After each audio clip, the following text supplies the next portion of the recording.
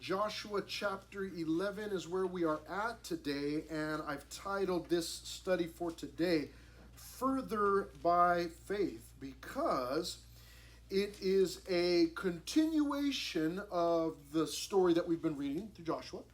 It is a continuation of the conquering of many of the kings, or more kings on top of the ones that have already been conquered. And it really is a culmination. We'll see that in the second half of our study today. A culmination of these battles. A culmination meaning it's finally come to a head or to an end. Now, I say that, however, we're only in Joshua chapter 11, and it doesn't take very long for you to look at your Bible and go, wait, there's a bunch of Joshua left. So we'll talk about why that is and what's in the book as we get down further into our study. But let me show you, for those of you that are the note takers, this is how I have broken down the chapter. I'm sure that better Bible teachers could break it down even better. But this is what I've got. We're going to see in the first 5 verses that there are kings that gather against Israel. And then we will see in verses 6 through 23, kings conquered by Israel. And we start out in verses 1 through 5 with familiar territory, actually. If this thing can, is it working? Is it not working? Can we go back? Can we go forward? Maybe somebody can help me back there. We start out in familiar territory in verses 1 through 5. And the reason I say familiar territory is because you may remember, I know that you loved our study through Joshua chapter 10 so much that you've been thinking about it all week.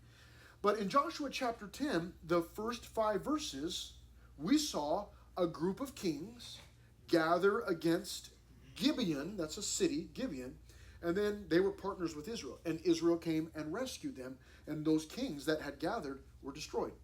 Well, I know it's anticlimactic, and I ought not do this if I want to be really dramatic, but you can probably guess what's going to happen to these kings that gather against Israel, verses 1 through 5. In fact, I do not have any, if you're a note taker and you're used to taking notes here, I do not have any subpoints in this section.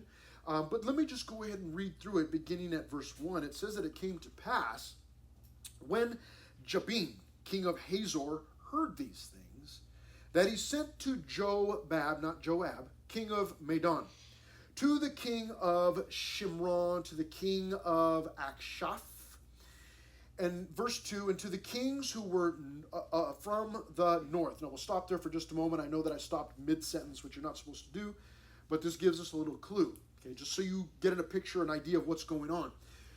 When we started Joshua, and until Joshua chapter 11, Joshua 1 through 10, all of the kings and cities that were conquered, Jericho and all the others, those were in the south of the country, okay? And now we're told in verse 2 that these kings that are aligning themselves are all from the north. I mentioned it before in one of our earlier studies that what Joshua did was, it's very common in military strategy, and that is divide and conquer. You know, if we want a bunch of drama in the high school ministry, you know, then we need to simply try to divide people. Whether we divide, the guys and the girls, or whether we divide the, upperclassmen from the lowerclassmen, or whatever. You make a division and you get people fighting with each other, and it's a way to conquer them, divide and conquer. Well, Joshua used that strategy really because he was being led by God to do that. But he went in pretty much straight through the center of the country, and then what he did was he dealt with or attacked all of the southern parts of that. And now we see, now that he's done with that, those kings, this King Jabin of Hazor, he's like looking at this going, wait a minute, all of the kings in the south have fallen. So Joshua is probably going to turn north. And then what he does, he has a pretty good idea, actually. It totally fails, but it's actually a pretty good idea. We'll talk about why that is. But what he does is he goes, you know what, I need to get some of these kings from the north together, and let's just go out and let's attack Israel before they start heading north and killing us all. It's generally speaking, that's a good idea. When something bad is going on, oftentimes we want to wait. It's like, well, it's not really affecting me yet, so I won't bother with it. And then, the problem or the challenge or the whatever it is gets a little bit closer, and I go, well, it's hurting them over there, but it's not really hurting me, so I won't deal with it yet. And then we let it get a little bit closer, and we go, well, now I can see it, and it's at my neighbor's, but it's not me, so I don't really care. And so that's generally our mentality, is when something is going wrong, well, it's way over there, so I'm not going to do anything about it because I'm way over here and it's not bothering me personally.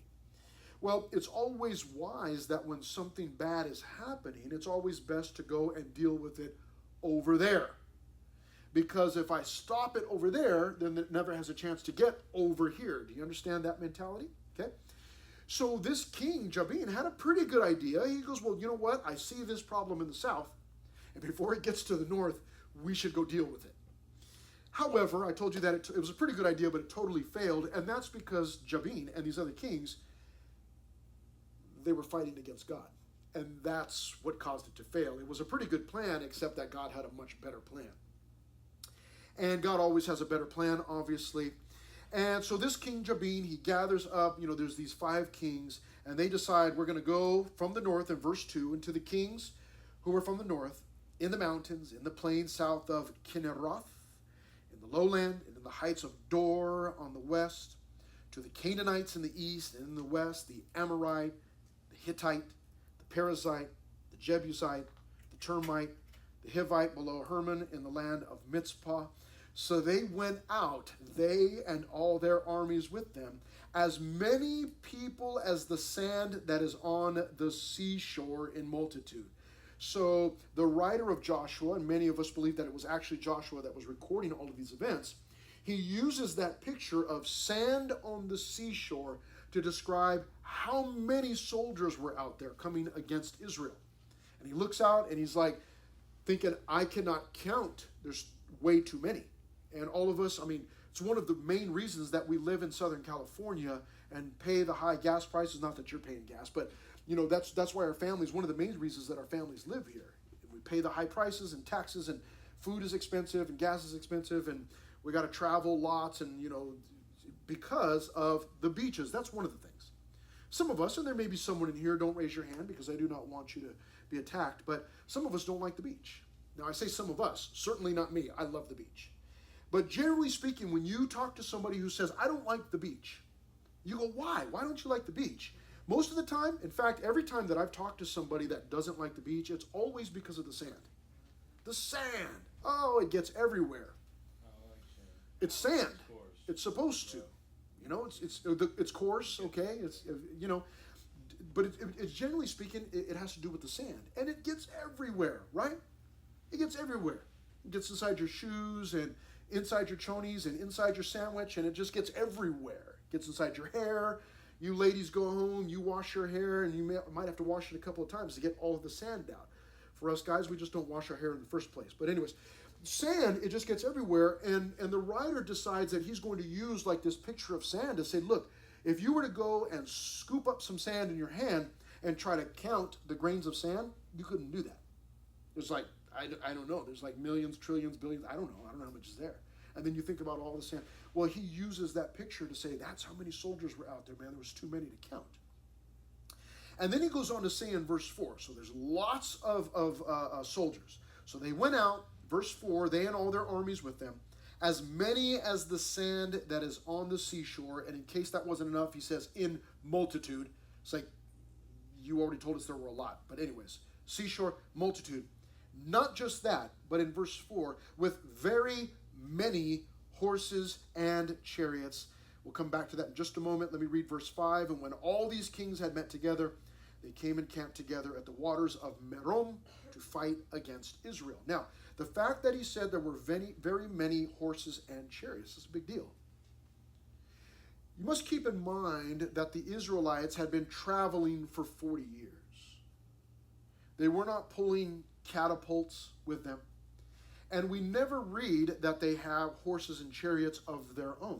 As far as we know, they have spears. We know that Joshua had a spear. No doubt they must have had swords. They must have had shields. Those are things that they could carry traveling for 40 years. But to our knowledge, they had no horses. They had no chariots. And now they are facing an army that's got more people than they can count.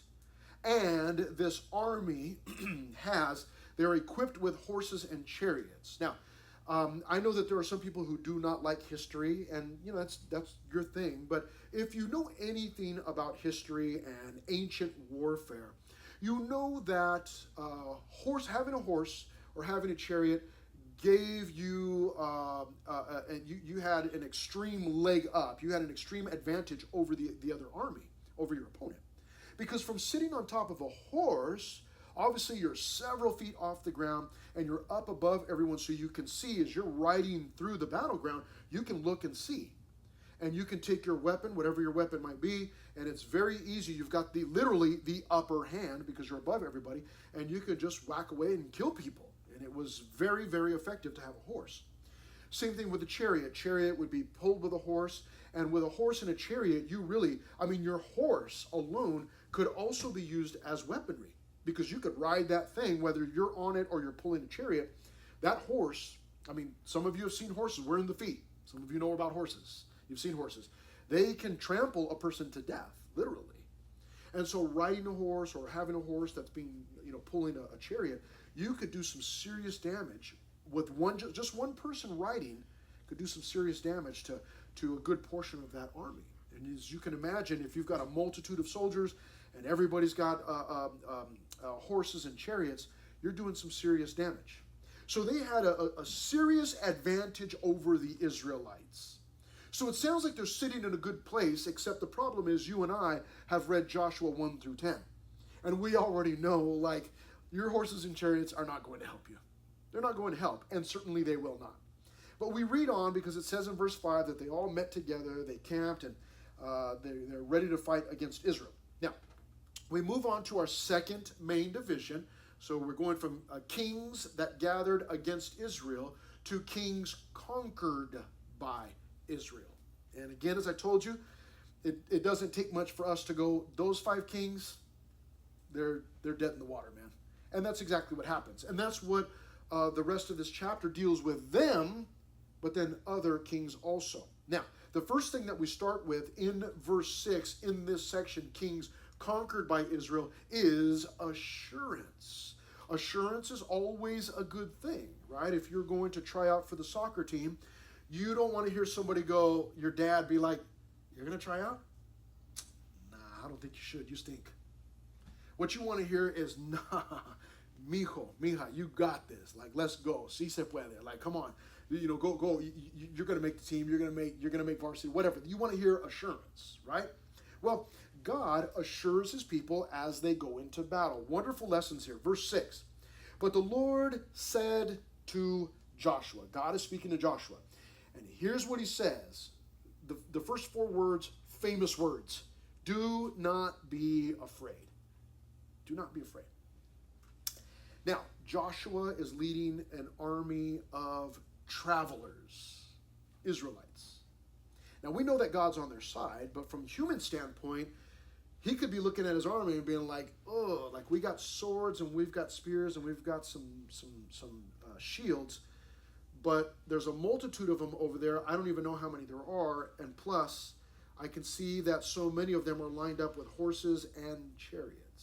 And he could very easily say, I am afraid, maybe we ought not do this, whatever. He could come up with lots of reasons not to go into battle.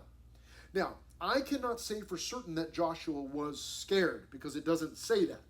However, what does God say to him? Do not be afraid. I think that if Joshua, maybe if he wasn't afraid, and he was had his chest out and man, we're going to go, let's go, we're going to eliminate these guys. If he was in that mindset, then God might have said to him, hey, don't be prideful, right? Don't be prideful. Keep it demure, right? Stay humble, right? Stay, just relax. But because God says to him, do not be afraid, it's my opinion that Joshua must have been afraid. But he says, do not be afraid because of them. Now, one of the worst things that somebody can say to you when you're facing some big challenge is, hey, don't worry about it. And then you're thinking, don't worry about it. Bro, it's not you facing the challenge, I am. So don't tell me not to worry about it, because I'm worried about it, right? We have lots of reasons to worry when things are going wrong.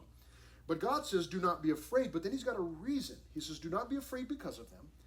For, the word for there, F-O-R, is for or because. He says, because tomorrow about this time, here's what God says, I will deliver all of them slain before Israel. Okay? All of them. How many are there? There's a multitude. As there's soldiers, there's soldiers out here that they number the same as sands on the shore. Like there's no way we can number them. Plus, they've all got these horses, and there's just so many of them. They're a multitude. And what God says, he make no mistake in verse 6. For tomorrow about this time I will deliver all, A-L-L. Now that's going to be a feature word for us when we start verse 7, but that's the first time that the word all is mentioned. He says, God says, I will deliver all of them, slain before Israel. God says, I'm going to kill them all. You shall hamstring their horses and burn their chariots with fire.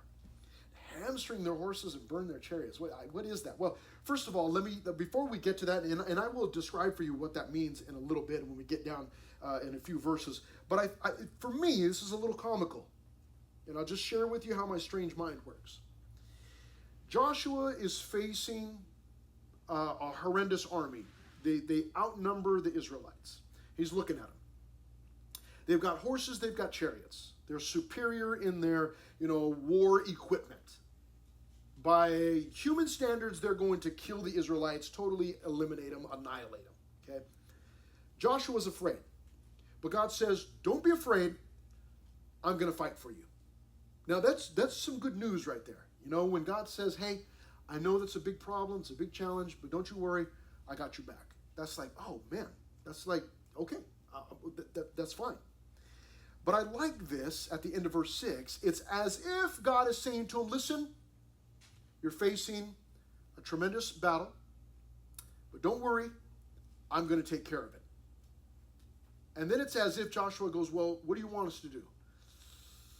I'll tell you what. When I'm all done, you can hamstring the horses and burn the chariots. It's like, really? That's what I get to do in this battle?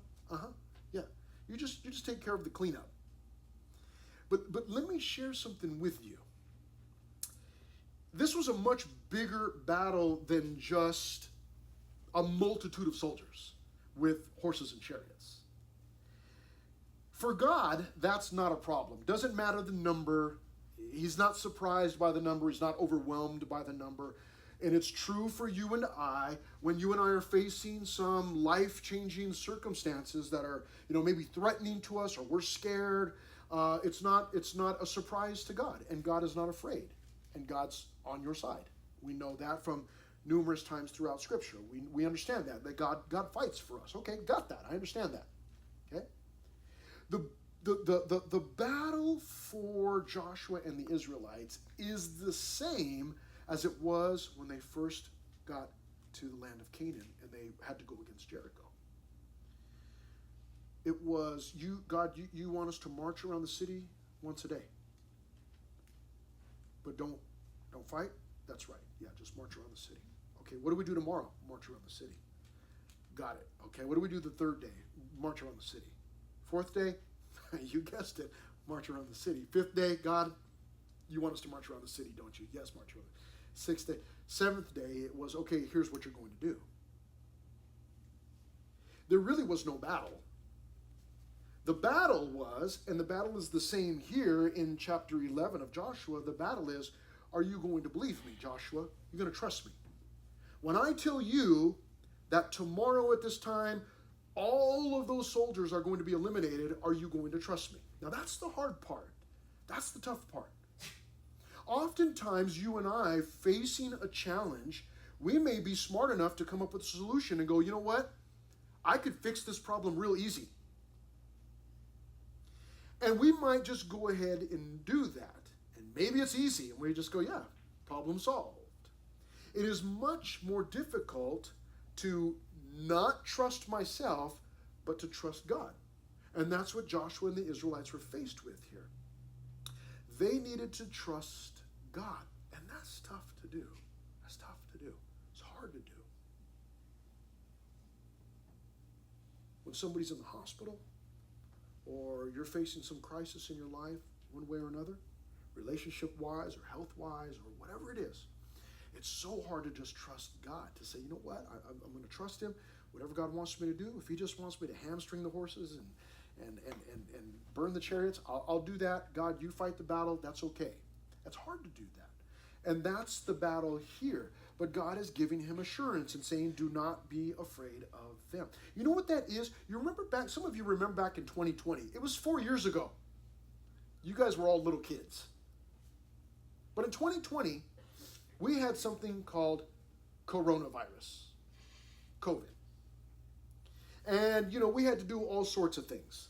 We had to go to the store and buy as much toilet paper as we could. Why? No idea. Some of you probably still have toilet paper at your house from 2020. We just, we don't have enough bodies to use all of this toilet paper. Sell it at a yard sale or something. We did all sorts of things. One of the things that we had to do is we had to wear masks. And I know, we're in Menifee, man. It's like, we don't wear masks, we're, whatever. We're conservative, we don't do that or whatever. And that's fine. Some of you, you were ready to, fight the power. That's okay. I wore a mask once in a while, but I work at a church, so I wasn't, and whatever. But some of you, I remember hearing this phrase, faith over fear. Some of you might have seen shirts, faith over fear. Some people I saw had masks, faith over fear. That was like, I'm wearing this mask, but I hate the mask, and I have faith. We were making that point. But that's exactly what God is telling him here in verse 6. He's telling Joshua, you've got to have faith, and that's got to be stronger than your fear, Joshua. Right now you're afraid. Don't be afraid, because I'm here, and I'm going to solve this problem for you. And at the end of it, I just want you to clean up this mess. Just clean up this part. This is your part of it. He's telling him you need to have faith over your faith needs to be stronger than your fear. And that's a valuable lesson for us. That's something that you and I need to hear every single day to be reminded of. Because there are so many things in this world that can cause fear, strike fear in our hearts. And to remember that, no, I gotta have faith. God is bigger than this. He's stronger than this. He's not surprised by it. He can fix it. He's got this. I gotta remember that. That's tough to do. But that's what Joshua was being tasked with here in this verse. Now, at verse 7, we begin, and here's what I titled this. I called it all, and you'll see it goes from verses 7 to 23. That's a lot of verses. And we'll read through these quickly. We're not going to get bogged down on all of these verses, but the reason I titled it all, or subpoint, called it all, is because the word all is used 14 times from verses 7 to 23. 14 times. And in fact, we've already seen the word all used in verse 6. That would have been 15 times. But beginning verse 7, 14 times the word all is used. Now, whenever I use the word all, what am I trying to what point am I trying to make? I'm trying to let whoever I'm talking to, when I say all, I'm trying to let that individual know that everything, or maybe everyone. In fact, the first thing that we see here in regards to all is all the people of war. So when I say all, I might be talking about a group of people, and I would say all of them. That means every single one of them. Or if I'm talking about I finished all of the cookies, that means there are none left for my younger brother or younger sister, right? I finished all of them. There's nothing left. And then what I do is I make sure I put the empty package back into the pantry. That way whoever comes next, they get an empty package. But I finished them all, right? All. That means that it's complete. That's what that signifies, complete. So as we go through this, we're talking about completion. Now, what he talks about in verses 7 through 9 is this complete group of people. He says in verse 7, so Joshua and all the people of war with him, came against them suddenly by the waters of Merom, and they attacked them. And the Lord did what the Lord said he was going to do, delivered them into the hand of Israel, who defeated them and chased them to greater Sidon, to the brook Misrephoth, and to the valley of Mitzpah eastward. They attacked them until they left none of them remaining. So Joshua did to them as the Lord had told him. He hamstrung their horses and burned their chariots with fire. There we are. We're at it. They find, okay, all right, here's where this is what we got to do. We got to hamstring the horses and burn the chariots. Now, we'll go backwards. Burning the chariot, that's easy. We understand that. We don't need a biblical degree to figure that out. They burned the chariots. Got it. Why? That's the hard part, but we'll get to that in just a moment. Let's talk about hamstringing these horses. Now, again, we're in the feet, so there's horses all over the place. And there are some of you in here that know or you're familiar with horses. You might own a horse or horses. You might live near a ranch. You might ride horses yourself. Some of you train horses. I've talked to people in here that train horses. And so we've got some familiarity with horses. Now, what about hamstringing a horse? Now, that's a little different. You may not be familiar with hamstringing a horse. What is hamstringing a horse? In the back legs, basically in the back knees of a horse, there are tendons, as you can imagine, that are very, very important to the functionality of the horses. And if you were to cut tendons in the backs of the knees of those horses, you would be hamstringing a horse. It would then be unable to walk properly and certainly would not be able to run or gallop properly. So God tells them, I want you to hamstring the horses. Now, again, those of you that are familiar with horses, you may be familiar with this also. I may not be telling you anything new. In fact, I'm relearning a lot of this stuff. It's also possible to hamstring a horse, but to only cut one of the tendons in one of the legs. Obviously, the more tendons you cut, the worse condition it's in. But it's possible to cut one of the tendons and so make it impossible for that horse to be used for warfare. It might still be used for work around the farm or around the ranch, but it's not going to be used for warfare. There is the reason for God wanting the horses hamstrung and the chariots burned with fire. Why was that? Well, some of you have been raised in church. You got saved in your mama's womb when the doctor was pulling you out and you were being born, and your mom said, do you want to be saved? And you raised your hand and said, yes, I just surrender my life to the Lord. Or somebody came to you with a cracker when you were just a little tiny baby and said, do you want the bread of life? And you said, yes, I want the bread of life. And you got saved. You've just been saved forever. And so you were raised in church. And there's an old song. It's an old song, but I believe that sometimes it's still sung, and some of you might remember it. Some may trust in horses, some may trust in chariots, but we will trust in the name of the Lord, right? And so when my kids were little, which was a long time ago, when they were little, they used to sing that song in Sunday school and children's ministry. Well, that is a familiar theme. That's not just something that some children's ministry leader made up as a worship song. That is taken straight from Scripture. It's from the Psalms. Some may trust in horses, some may trust in chariots, but we will trust in the name of the Lord. Well, here's the deal. Why would God want the horses hamstrung so that they're unavailable for warfare? And why would he want the chariots burned? Couldn't they use those for warfare? I mean, that's the kind of thing that I think. Like, if I'm out, paintballing, or if I'm out, airsoft, or playing airsoft or whatever, and if somebody drops their weapon, you best believe I'm picking that thing up. Or at least I'm taking all of their paintballs. I'm going to get whatever I can, and I'm going to put it with mine, because then I've got more of an arsenal. Well, that is exactly what God did not want for his people. He did not want his people trusting in horses and in chariots. He wanted them rather to trust in him.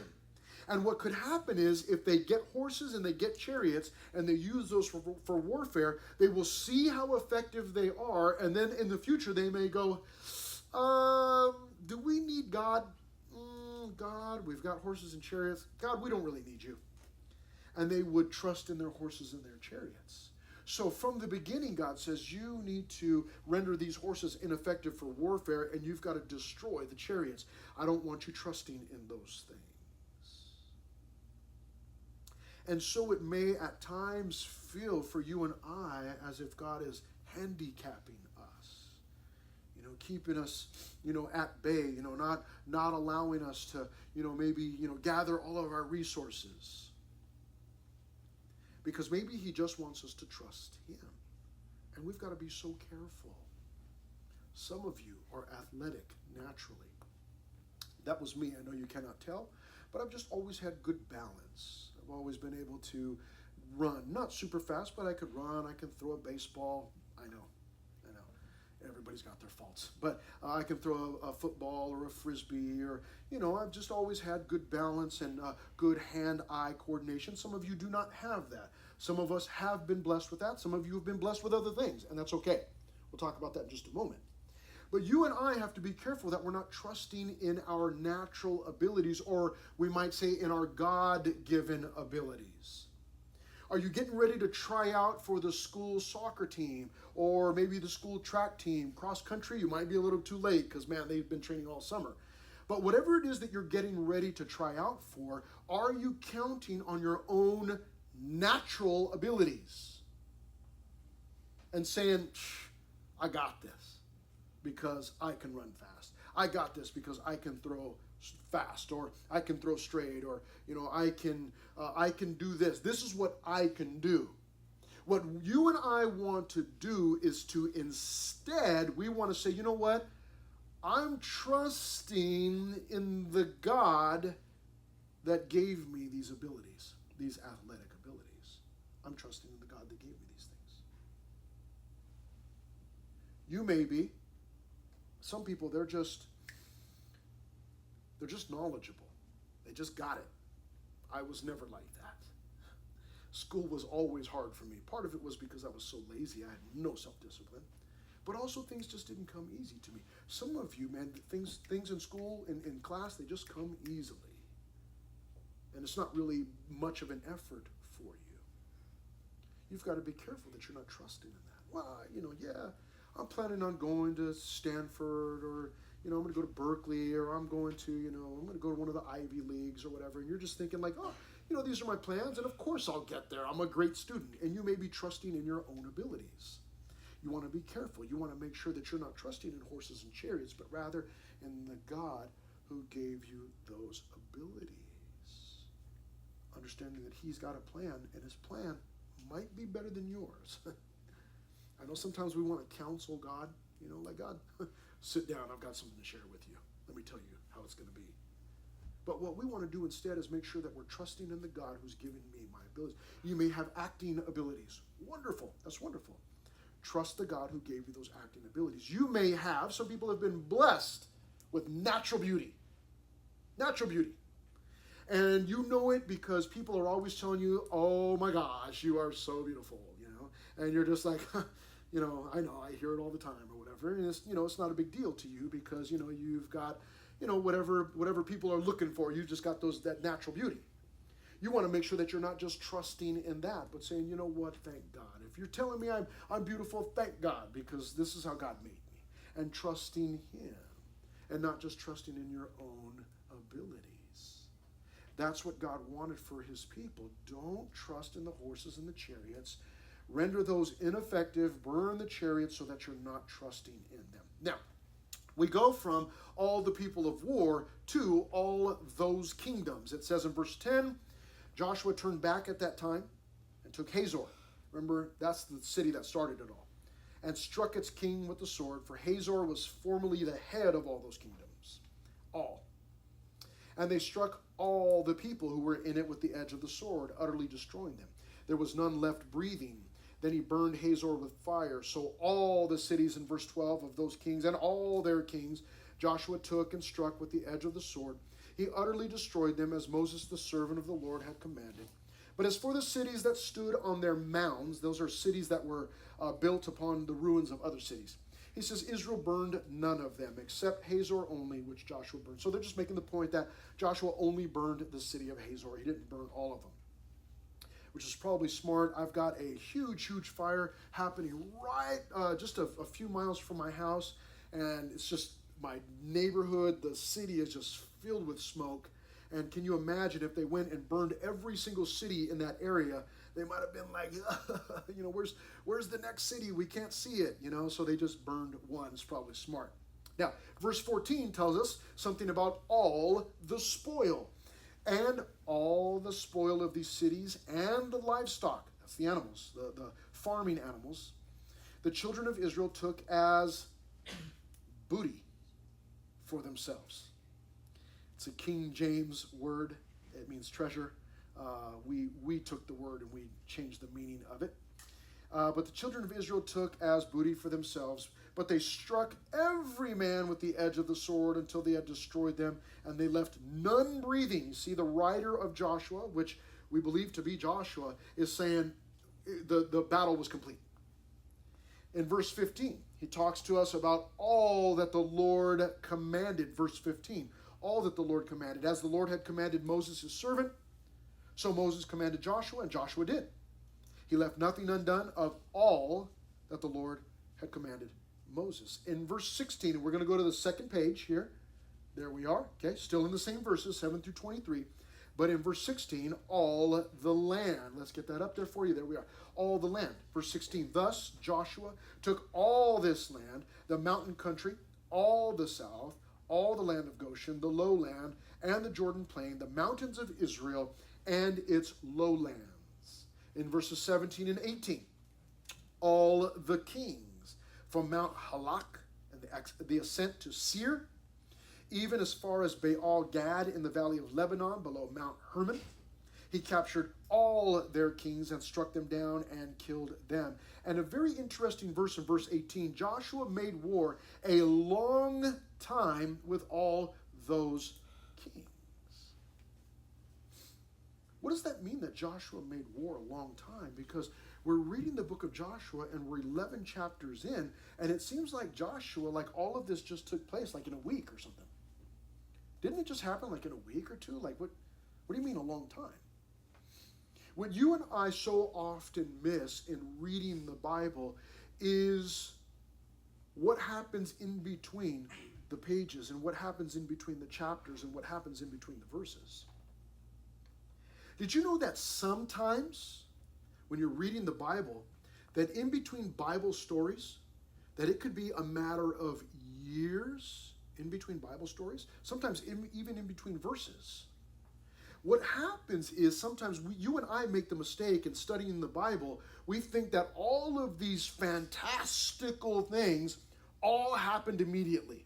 And God spoke to Joshua on Monday, and then he spoke to him again on Tuesday, and on Wednesday, and on Thursday, and on Friday, and on Saturday, and on Sunday, and he just spoke to him every single day, every minute of the day, every day of the week, every week of the month, every month of the year, and he just was always talking to him. However, that is not the case. In fact, there always is time in between Bible events. And I would make the argument that in between the Bible events, oftentimes is more important than the big Bible events themselves. And I only say that, this is what I mean. That oftentimes the big Bible events could not happen unless the M word, mundane, the daily mundane things happened. Unless Joshua throughout the week was worshiping God and praying and meeting with his leaders and talking to the people and encouraging one another in the Lord, then they couldn't go on to the next battle. You and I need to understand that the daily mundane things are perhaps the most important. Do you have mundane things that you have to do? Clean the bathroom, sweep, mop, clean up after your dog. Isn't that crazy? We have dogs to bring us enjoyment. And then we have to serve them food and water, and we got to clean up for them when they go to the bathroom. Isn't that crazy? You wouldn't do that for a person. But do you have daily mundane things that you have to do? Got to make your bed every day. Got to do these things. And those are oftentimes the things that we despise. We go, hate those things. But do you know that the word says, do not despise the day of small things? Because as you and I commit to doing the dishes, mopping the floor, well, sweeping and then mopping the floor, right? You know that. Sweep and then mop the floor and take the trash out and pick up after the dog. As you and I commit ourselves to doing all of those things with a good, godly attitude, what that's doing is it's building us up and prepping us for the next big thing to come. Whatever it is that God wants to bless you with. He's not going to, in a sense, okay, listen, hear me out, I'm using extreme examples here. He's not going to bless you with that $1 million that you've been praying for if he can't trust you to do the dishes every day. You have to be faithful in doing the little things before he's going to give you the bigger things. That is a biblical principle. Faithful in the small things. So when it says here in verse 18 that Joshua made a war a long time with all those kings, understand that you, and I'm just blessing your Sunday here, you've got a lifetime of challenges ahead of you. I know you don't like to hear that, but it's the absolute truth. You've got a lifetime of challenges ahead of you. And it's not going to be challenges every single day of your life. For some people, they do struggle for a long time, years, with health issues or whatever. It's not going to be like that for everybody. There are a select few, but all of us will face challenges. And it's what you do with the daily, mundane tasks of life that will determine your preparation for the big things. So Joshua here made war a long time with all those kings. This was a long span of time. It didn't just happen immediately. Nothing with God ever does. Everything's a process. And in my opinion, God takes entirely too long to do anything. However, what I have found is he's always on time. And he always knows exactly how long is best. And it seems like I've been learning that lesson like all of my life. And I keep making the mistake of thinking, God, you're taking too long. And then God comes through and it's like, oh, you didn't take too long again. God, sorry about that. How embarrassing. In verses 19 and 20, we see that it was all the cities. There was not a city that made peace with the children of Israel except the Hivites, the inhabitants of Gibeon, but all the others they took in battle. Verse 20, for it was of, listen, this is going to shake some of you, for it was of the Lord to harden their hearts, that they should come against Israel in battle, that he might utterly destroy them, and that they might receive no mercy, but that he might destroy them as the Lord had commanded Moses. What? It sounds like it's saying that God purposely hardened their hearts just so that he could kill them. Is that what it's saying? Well, it could be saying that. And even if it did say that, I would say God is righteous. If you take a piece of clay and you make something out of that, and then you decide, I don't like this, you can do whatever you want. You throw it in the trash, you can crush it. If you're a painter and you take a blank canvas and you begin to paint on there, and then you step back and you go, let me look at this, and you go, oh, that's ugly, and you decide that's going in the trash, or you paint it over and then paint something else on it, you can do that. You're the creator. It's your creation. You can do as you please with it. So it is with God. This is his creation. He may do as he pleases. However, I do not believe that it's teaching here that God purposely hardened their hearts just so he could get angry at them and kill them. God doesn't operate that way. What I believe that it is saying is that their hearts were already hard against God. And as he came into the country, their hearts got even harder.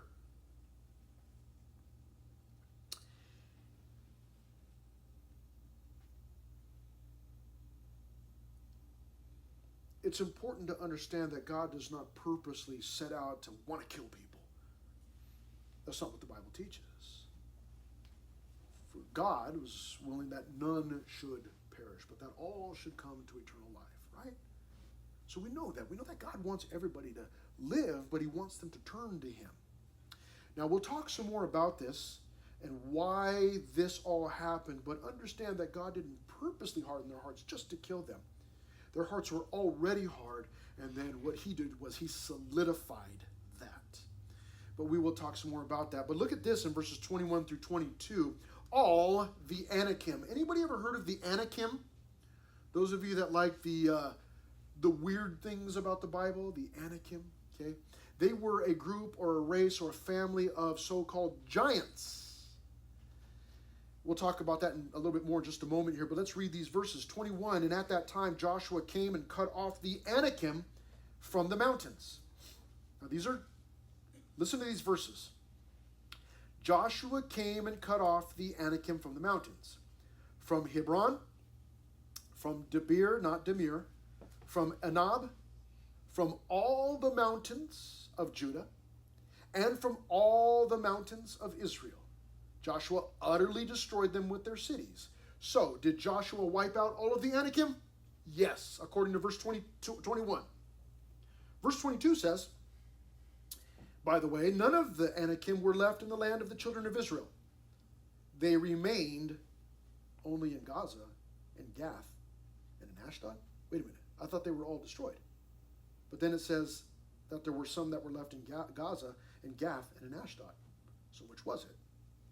Yes, it was both. You know, what? How can it be both? Well, this introduces us to something that we'll get in further studies because, you know, if what we've been reading, it would appear to us that Joshua has completed the battle, like the whole land is taken. He keeps using the word all. What he means is that he has done all that he is going to do. From this point on, what we will see is that that Joshua will take, he's done all the major battles. What he will do now is he will send out tribes from Israel to take care of smaller portions of the land. So all of the land has not been conquered yet, just all of the land that Joshua is addressing. There are still parts of the land that need to be addressed, but he will send out tribes to go and do that.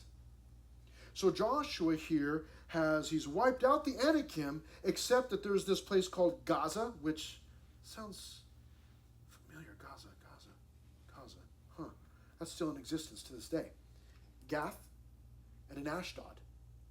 So these are areas where he will send Israelite tribes to go in and take care of these. But let me share something with you. If you're a note taker, you can write down 1 Samuel 17.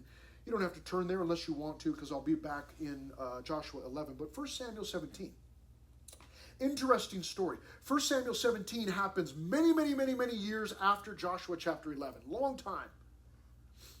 And it says in verse 1 of 1 Samuel 17, now the Philistines gathered their armies together in battle and were gathered at Sokoh, which belongs to Judah. They encamped between Sokoh and Azekah and Ephes Damim.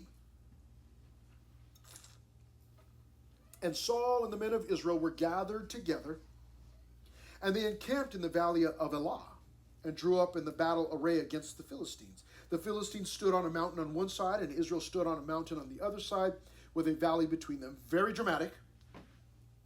And a champion went out from the camp of the Philistines named Goliath the Goth. No, I'm just kidding. He wasn't Goth. He was Goliath from Gath. You're like, wait, I saw some Goths at my school. No, it's not the same thing. Goliath from Gath. From Gath. I've heard that word before. Where did I hear that? That's right. I heard it in Joshua chapter 11, verse 22. None of the Anakim were left in the land of the children of Israel. They remained only in Gaza, in Gath, and in Ashdod. This man Goliath was a descendant of the Anakim. The Anakim were not completely wiped out. And now, here he is, back to trouble the Israelites. It goes on to tell us his height was 6 cubits and a span. So he was like 7 or 8 feet tall. Giant man. Goes on to tell us about his armor, but it goes on to say this about him. In verse 8 of 1 Samuel 17, talking about Goliath of Gath, this Anakim, then he stood and cried out to the armies of Israel and said to them, why have you come out to line up for battle? Am I not a Philistine, and you the servants of Saul? Choose a man for yourselves, and let him come down to me. If he is able to fight with me and kill me, then we will be your servants. But if I prevail against him and kill him, then you shall be our servants and serve us. And the Philistines said, I defy the armies of Israel this day. Give me a man that we may fight together. When Saul and all Israel heard these words of of the Philistine, they were dismayed and greatly afraid. And friends, that is what happens when you and I do not once and for all eliminate sin from our lives. It is always going to come back to haunt us. And it may be gone for a while, but if I do not put it out of my life completely, it will come back and I will experience dismay and be greatly afraid. Great fear. It will always hold me down. It will always hold me back. And there may be times and seasons where I'm free from it, but it will always rear its ugly head again. What I must do with the sinful activities that I have in my life and my attitudes and whatever else I do is I must surrender those once and for all to the Lord and say, God, take it from me. And then I got to let go. I got to let it go. I do that by faith. I let it go and I stop looking it up online.